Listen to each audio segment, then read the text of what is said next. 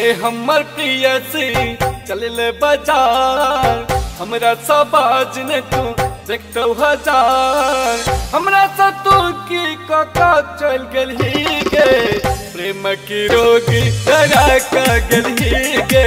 प्रेम की रोगी धरा का गलही गे ए हमर प्रियसी चले बाजार हमरा सबाज ने तू देखतो हजार हमरा तू की कका चल गलही गे प्रेम की रोगी धरा का गलही गे प्रेम की रोगी धरा का गलही गे डीजे विकास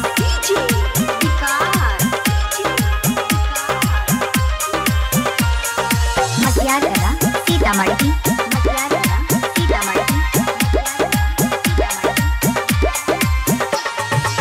सब कहैया संतोष प्रेमक दीवाना तोरा के देखी देखी जा रही जमाना तोरा के देखी देखी जा रही जमाना सब कहैया संतोष प्रेमक दीवाना तोरा के देखी देखी जा रही जमाना गे हमर तू नहीं भेल ही केकरो नहीं है बही हमर तू नहीं भेल ही केकरो नहीं है बही कतक पागल बना का गलही गे प्रेमक दीवाना बना का गलही गे प्रेमक दीवाना बना का गलही गे डीजे विकास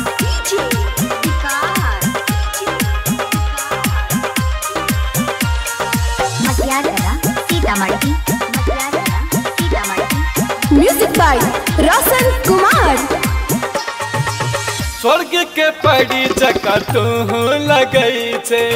दिल के धड़कन में धक धक करई छे दिल के धड़कन में धक धक करई छे स्वर्ग के पड़ी जगह तू लगई छे दिल के धड़कन में धक धक करई छे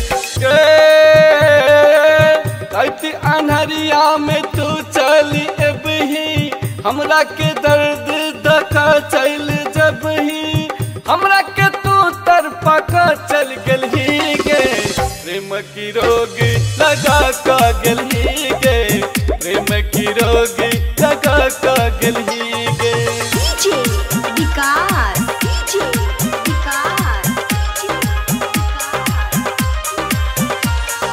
मटियाला सीतामढ़ी प्रेजेंटेड बाय माँ गायत्री श्री जया चगल तू घुड़का नयले किया तू ये हन कठोर भगले किया तू ये हन कठोर भगले जया चगल तू घुड़का नयले किया तू ये हन कठोर भगले गे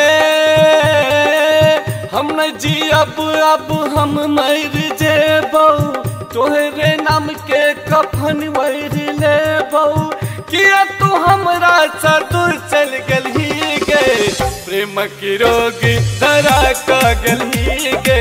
प्रेम की रोगी धरा का गलही गे। माँ गायत्री रिकॉर्डिंग स्टूडियो मलंगवा सरलाही नेपाल।